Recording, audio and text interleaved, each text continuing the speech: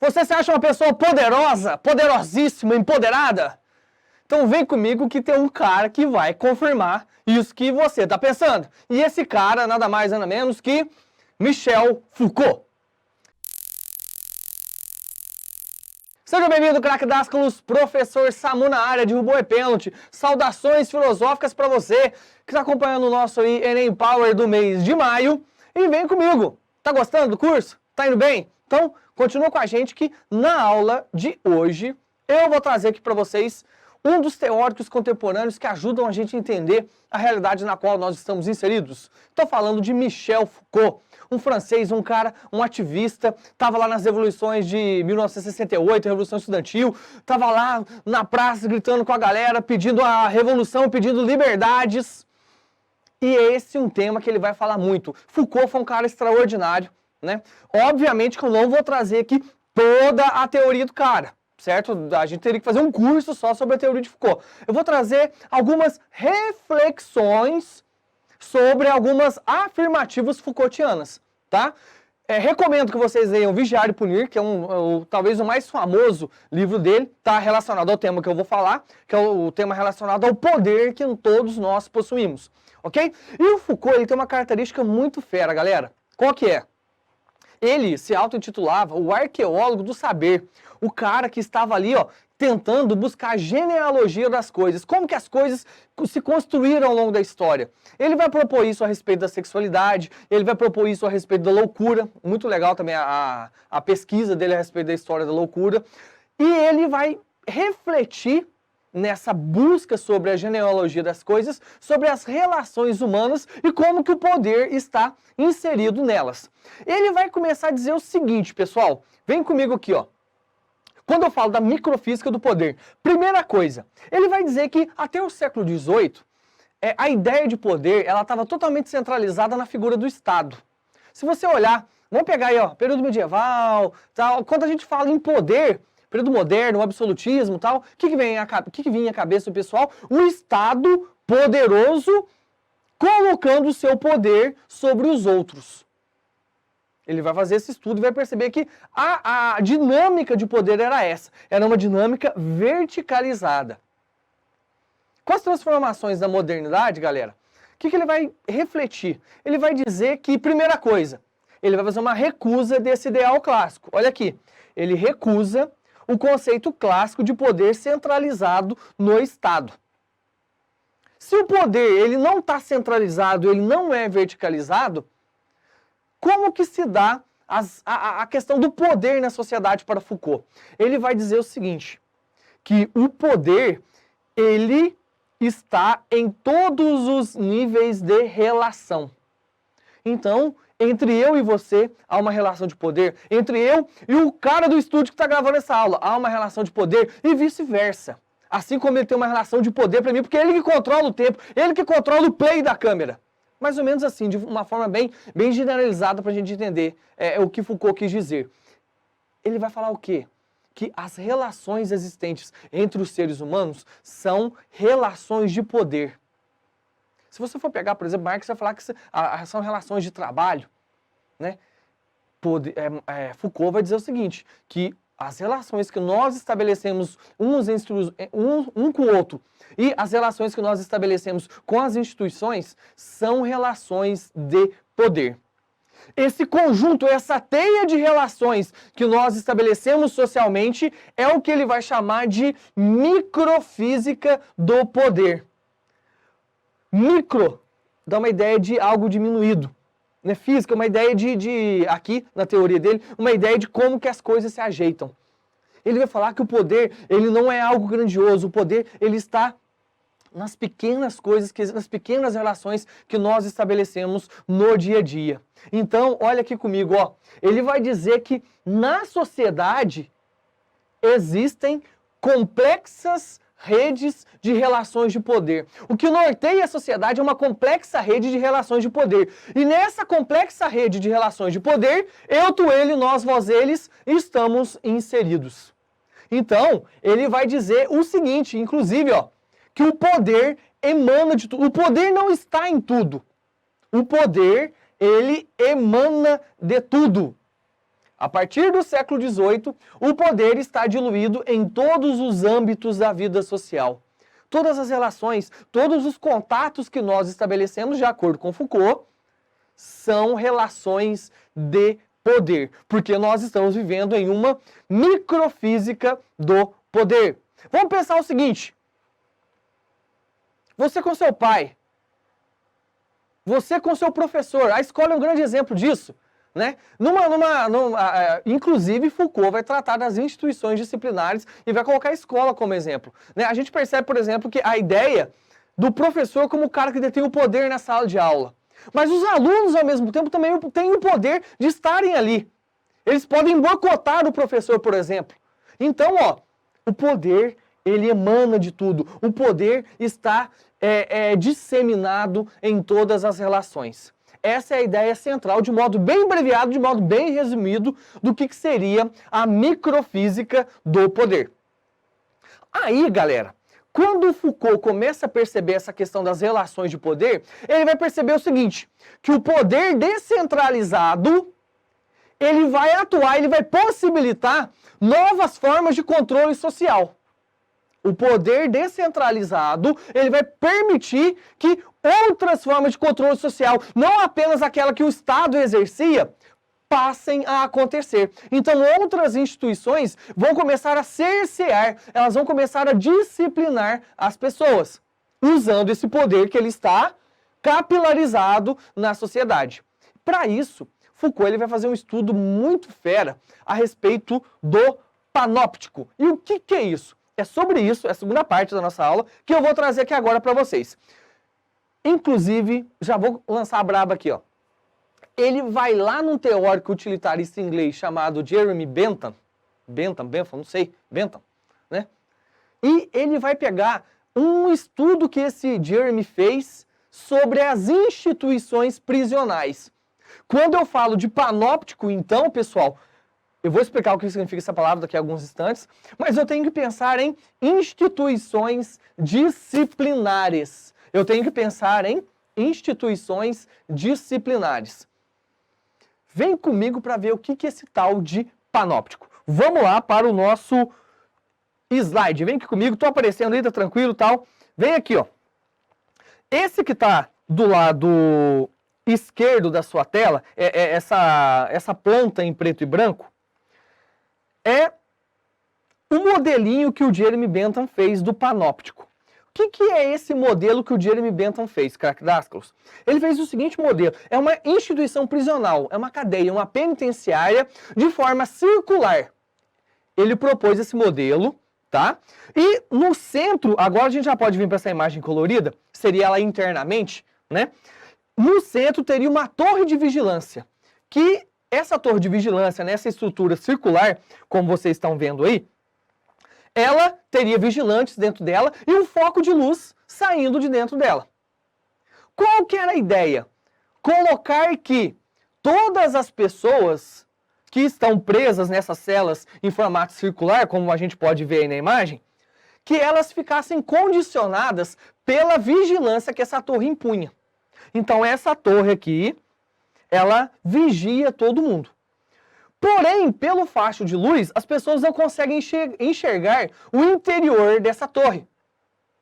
As pessoas não conseguindo enxergar o interior dessa torre, não necessariamente, né, isso aqui é uma reflexão posterior, não necessariamente precisa ter alguém lá dentro. Qual que era a ideia desse panóptico? Panóptico é de uma expressão que vem do grego, que a gente pode traduzir grossamente por visão geral, visão do todo. Qual que era a ideia desse panóptico? Criar um sistema de vigilância e disciplinarização das pessoas, de modo que as pessoas ficassem condicionadas, ou seja, automaticamente as pessoas se sentiriam vigiadas. E depois que elas saíssem dessa prisão, dessa instituição disciplinar, as pessoas, elas levariam isso para a sociedade. E o Jeremy Bentham, quando ele vai criar esse modelo, ele fala o seguinte, que a instituição prisional, isso que vale muito a pena para você que está pensando sobre segurança pública, ele vai dizer o seguinte, que as instituições prisionais, elas servem também para quem está de fora, não só para quem está preso. Ela visa disciplinar também quem está de fora. Quando ela visa disciplinar quem está de fora, o que ela quer dizer? Faz tudo certinho aí fora para você não vir parar aqui dentro. Então esse modelo do Jeremy Bentham serviu de quê? De objeto de estudo para a teoria Foucaultiana. E o que foi que Foucault falou? Agora eu vou pedir para a gente voltar para o nosso quadro aqui, que eu vou tratar de um assunto muito bacana. O que foi que Foucault falou? Qual foi a percepção Foucaultiana sobre isso? Foucault falou o seguinte, que hoje, por conta dessa capilarização do poder, por conta da microfísica do poder, estou repetindo o que eu disse, outras instituições passaram a disciplinar os corpos. Quando eu falo disciplinar, é condicionar, com que a gente obedeça a algum tipo de comando, com que a gente se torne dócil, é até a expressão que ele utiliza. Então ele vai ver que na sociedade contemporânea existe uma padronização comportamental.